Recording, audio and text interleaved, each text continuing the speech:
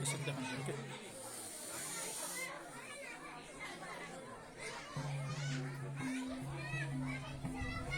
आदरणीय दर्शनार्थी महानुभावहरू, अहिले हामी कालिका भगवती मन्दिरको अफिसियल फेसबुक पेजमा रहिरहेका छौँ र तपाईहरूलाई बागलुङ जिल्लाको बागलुङ नगरपालिका वार्ड नम्बर 3 मा अवस्थित योगिनी भगवती मन्दिरमा हामी आज बागलुङ कालिका भगवती मन्दिरको भजन तथा सत्सङ्ग टोलीसहित उपस्थित भएका छौँ। आज हामी तपाईहरूलाई यो बागलुङ नगरपालिका वार्ड नम्बर 3 मा अवस्थित काभ्रे भगवती अथवा योगिनी भगवती पनि भन्ने गरिन्छ, यो जुन मन्दिर हामी तपाईहरूलाई देखाइरहेका छौँ 2010 सालमा स्थापना भएको यो मन्दिर हो र यो मन्दिरमा आज बागलुङ कालिका भगवती मन्दिरको भजन टोली, कालिका भगवती गुठी व्यवस्थापन समितिका पदाधिकारीहरू यहाँ रहिरहेका छौँ र योगिनी भगवती व्यवस्थापन समितिका पदाधिकारीहरू, सदस्यहरू र यस क्षेत्रका समुदायहरू पनि यहाँ हुनुहुन्छ।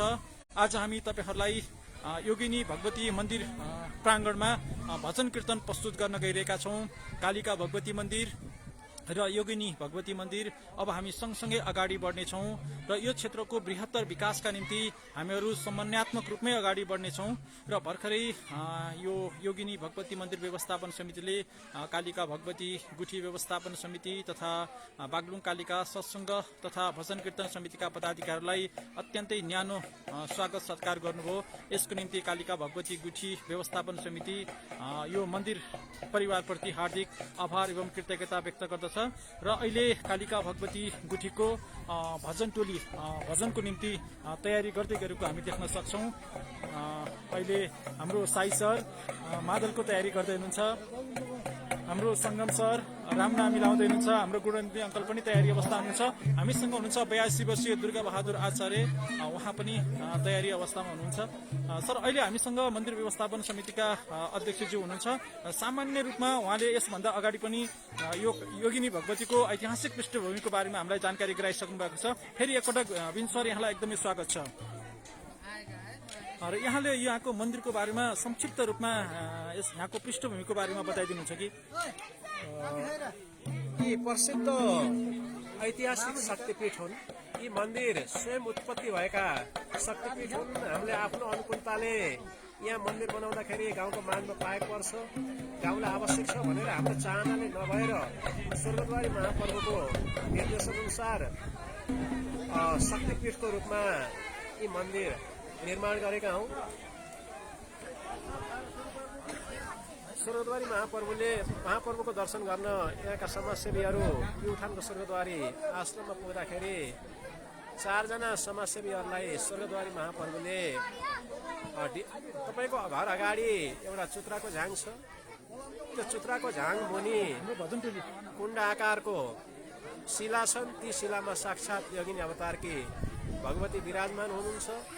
त्यहाँ मन्दिर बनाएर नित्य पूजा सञ्चालन गर्नुहोस्, तपाईँहरूलाई राम्रो हुनेछ भनेर स्वर्गद्वारी महाप्रभुले प्युठानबाटै निर्देशन गर्नुभए अनुसार यहाँ विक्रमसम्म 2010 सालमा मन्दिर बनाएर मूर्ति प्रतिष्ठापित गरेपछि वैदिक विधि अनुसार नित्य पूजा सञ्चालन हुँदै आएको छ र मन्दिरको निर्माणको क्रममा पनि धेरै किम्वदन्तीहरू भनौँ अथवा शक्तिका कुराहरू भनौँ, ती कुराहरू जोडिएका छन्। मन्दिर निर्माणको क्रममा मन्दिर निर्माण गर्दै गरेको ढुङ्गा राम्रो लागेर जसले मन्दिरको लागि ढुङ्गा दिनुभएको थियो, उहाँ ढुङ्गा दिने ढुङ्गा दाताले मन्दिरको लागि ल्याउँदै गरेका ढुङ्गा रोक्नु भएछ।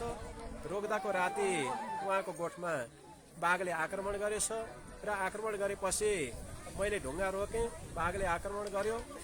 मैले अब ढुङ्गा रोक्दिनँ, तपाईँहरू ढुङ्गा लगेर यथावत मन्दिर निर्माण गर्नुहोस् भनेर भोलिपल्ट बिहान संस्थापक मध्येको दिलबहादुर खत्रीको घरमा भनेर आएर भनेपछि पुनः तिनै ढुङ्गा ल्याएर मन्दिर निर्माण गरिएको। मन्दिरको ढुङ्गा अत्यन्त राम्रो छ, पाटा मिलेको इट्टा आकारको ढुङ्गाहरू छ खानीबाट निक्लिएको र मन्दिर स्वयं उत्पत्ति भएका शक्तिपीठ भएको हुँदाखेरि गाउँमा विपत्ति आइपर्दाखेरि बेला बेलामा भगवती आमाले यहाँका मान्छेहरूलाई निर्देशन दिनुभएको कुरा प्रत्यक्षदर्शीहरू बताउनुहुन्छ र भगवती मन्दिरमा 2010 सालदेखि नै वैदिक विधि अनुसार नित्य पूजा सञ्चालन हुँदै आएको छ र विशेषतः बडा दशैंको नवरात्र र चैते दशैंको नवरात्रमा यहाँ धुमधामसँग पूजा हुने गर्छ र शनिबार मङ्गलबार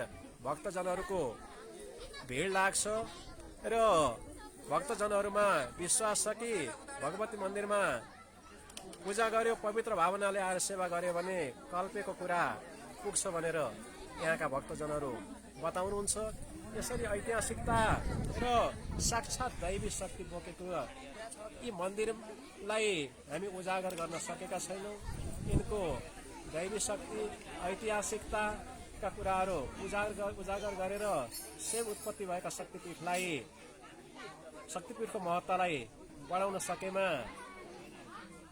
भक्तजनहरूको आकर्षण अझ बढ्ने थियो भन्ने कुरामा हामीलाई विश्वास लाग्छ र त्यसैको लागि हामी कालिका भगवती मन्दिर व्यवस्थापन समितिको अध्यक्षज्यू जो चाहिँ कालिका भगवती मन्दिरको चिनारीलाई अझ व्यापक गराउनको लागि यद्यपि कालिका भगवती मन्दिर आफैमा शक्ति र महान दैवी गुण भएको भगवती मन्दिर हुन् तर पनि महत्त्वलाई अझ प्रकाशको लागि सक्रिय रहनुभएका राजु खड्काज्यूलाई हामीले अनुरोध गऱ्यौँ र उहाँको श्रद्धा उहाँको इच्छा उहाँको समर्पण तुरन्त उहाँले यहाँ आएर यसको महत्त्व प्रचार प्रसार गर्नको लागि हामी के गर्न सक्छौँ सहकार्य गरेर काम गरौँ भनेर राजु सरले भन्नुभयो। यसमा हामी आभार व्यक्त गर्दछौँ र आगामी दिनमा यसको महत्त्व बढाउन सकेदेखि यो ठाउँको पर्यटन विकासको लागि समेत सहयोग पुग्नेछ र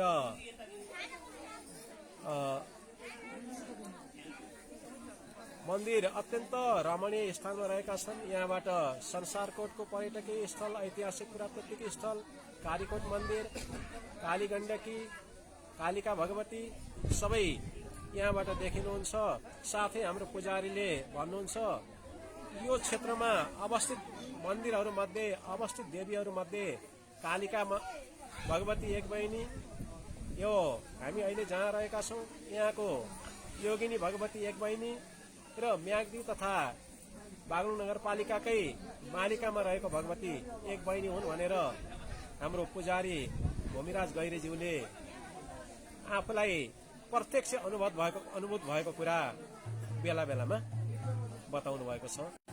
धेरै धेरै धन्यवाद सर। हस् हस् हस् हस् हस् पुजारीज्यू, यहाँ कुन कुन समयमा पूजा हुन्छ, कस्तो कस्तोले पूजा गरिन्छ? अहिले यहाँ पूजा विशेष गरेर मैले 69 सालबाट सुरु गरेको हुँ र मैले पूजा सञ्चालन गरिसकेपछि अगाडिका कुराहरू पनि मैले इतिहासको रूपमा अग्रज पुजारी गुरुहरूबाट सुन्दै आएको छु र मैले मेरो अलिकति जीवन भोगाएका कुराहरू जोड्न गइरहेको छु। यसमा संक्षिप्त पूजाको बारेमा बताइदिनु होला सर। यसमा चाहिने कुन कुन समयमा कुन कुन बार पूजा हुन्छ? कुन कुन समयमा पूजा त अब बर्खे दसैँ, हिउँदे दसैँ र शनिबार मङ्गलबार सधैँभरि नित्य पूजा सधैँभरि बिहान बेलुका र अनि त्यसपछिबाट शनिबार मङ्गलबार त्यो पूजा हुन्छ। हस्, धेरै धेरै धन्यवाद सर। हस् हस् हस् बद्री सर, यो योगिनी भगवती जुन विराजमान हुनुहुन्छ यो भगवतीको बारेमा संक्षिप्त केही बताइदिनुहुन्छ कि? अब यहाँको विषयमा हाम्रो पूर्व अध्यक्षज्यूले राखिसक्नु भएको छ। यथार्थमा त्यही हो। अब आफ्नो व्यक्तिगत भोगाइ पनि हुन्छ। मेरो व्यक्तिगत भोगाइमा भन्ने हो भने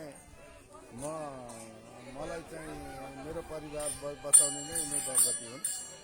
मेरो घरमा छोरा सन्तान नभएपछि मलाई चाहिँ पहिलोचोटि बुवा आमाले यस मन्दिरमा अर्पण गर्नुभएको थियो र यहीँका पुजारी यहाँ माताज्यूहरूले मेरो नाम बद्री राखिदिनु भएको।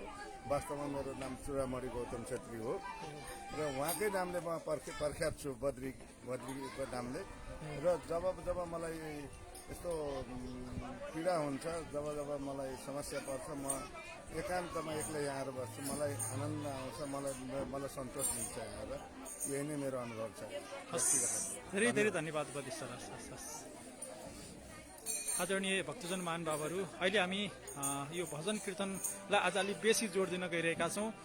अहिले हाम्रो भजन टोली अब भजनको निम्ति बिस्तारै तयारी गर्दै हुनुहुन्छ।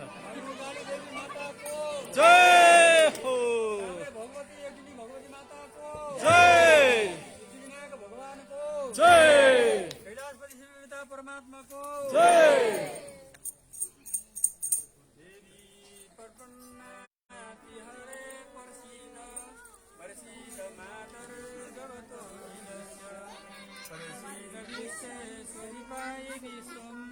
भविष्यति देवी चराचरस्य जयन्ती मङ्गला काली भद्रकाली कपालिनी दुर्गा क्षमा शिवरात्रि स्वासोदा नमस्ते।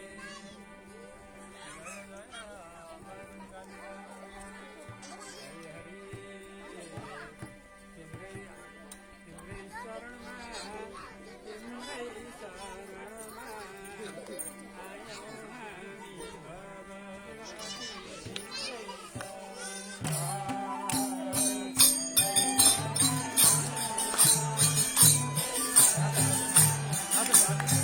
नाचो नाचो नाचो सर नाचो नाचो नाचो नाचो नाचो नाचो नाचो नाचो नाचो न सर।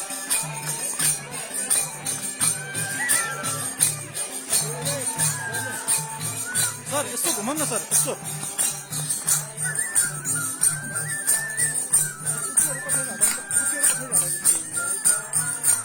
तपाईँ अगाडि नाच्ने ठाउँ बनाउनु।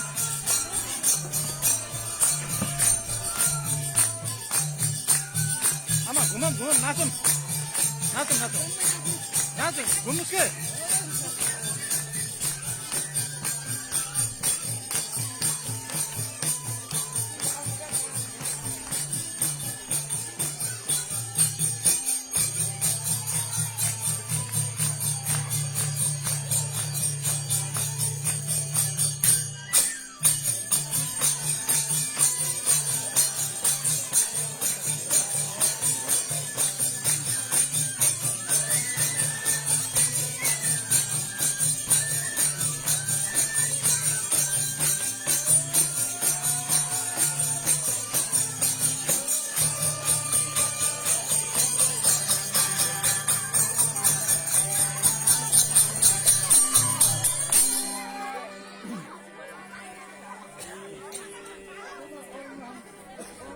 कालिकाको मन्दिरदेखि मुलपानी काभ्रे यो मायाको शरणमा आयौँ।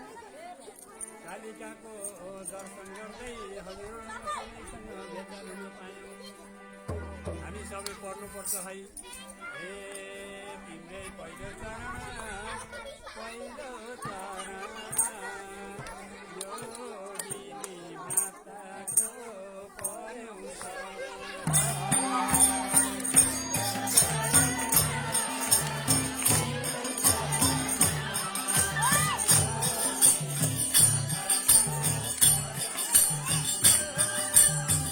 नाचौँ हजुर।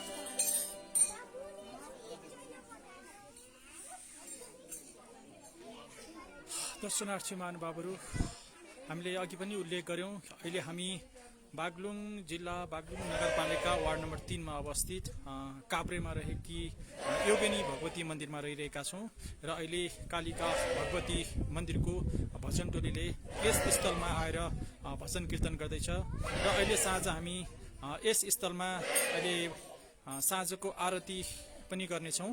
हामी त्यस सम्बन्धी प्रत्यक्ष लाइभमा पनि जोड्ने प्रयास गर्नेछौँ।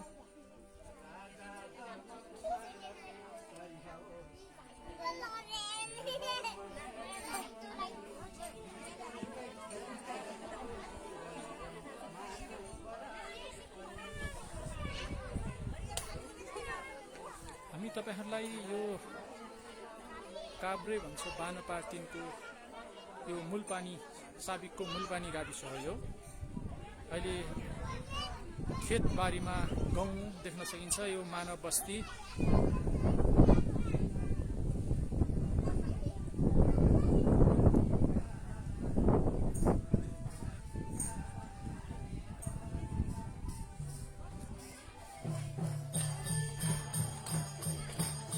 योगिनी भगवती 2009 सालमा यो मन्दिरको निर्माण कार्य सुरु गरेर 10 सालमा पूरा गरिएको भन्ने किंवदन्ती छ र यी देवी चुत्रोको झाङमा ढुङ्गामा रहेकी र तिनै देवीलाई यस मन्दिरमा प्रतिष्ठापन गरिएको भन्ने मान्यता यस क्षेत्रमा रहेको छ।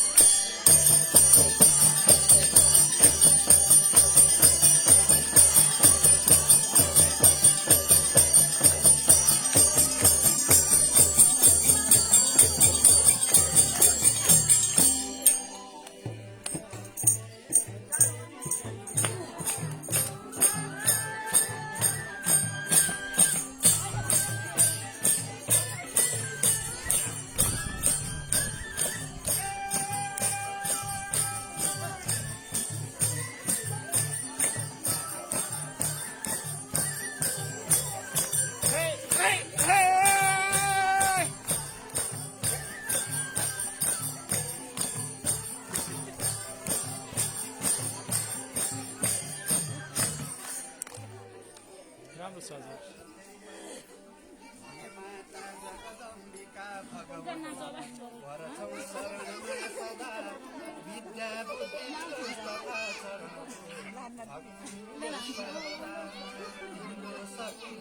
सज्जनहरू वैराग्य ज्ञानी बने सिद्धि प्राप्त गरे अलौकिक शुद्धात्म ज्ञानी बने सिद्धि प्राप्त गरे अलौकिक शुद्धात्म ज्ञानी बने। काली तिम्रो रूप काली तिम्रो रूप सम्झनालाई सजिलो काली तिम्रो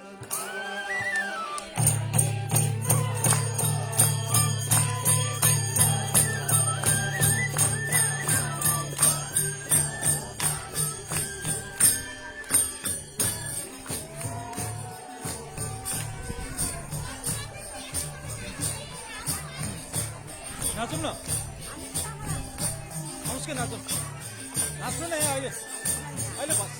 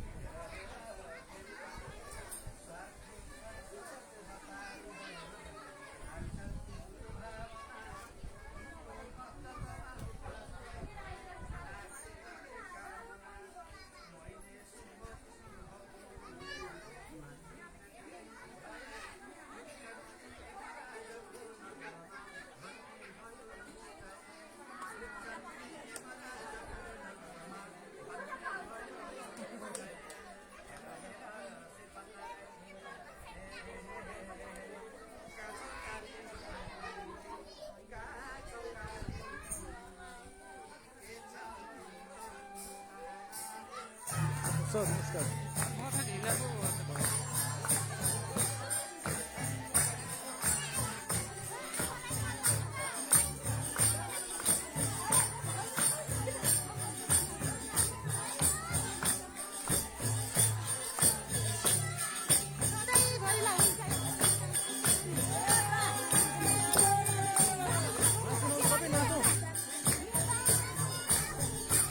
भजन गर्न आएको हजुर बस्नु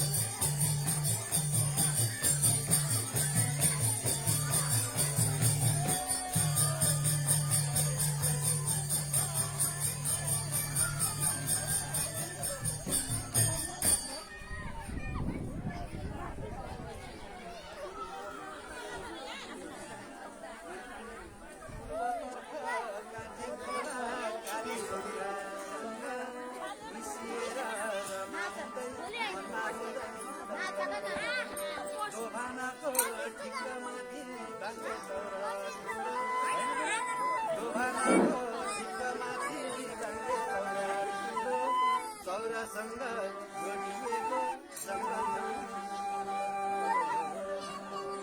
धार्मिक जङ्गल धार्मिक जङ्गल काली काले सबैना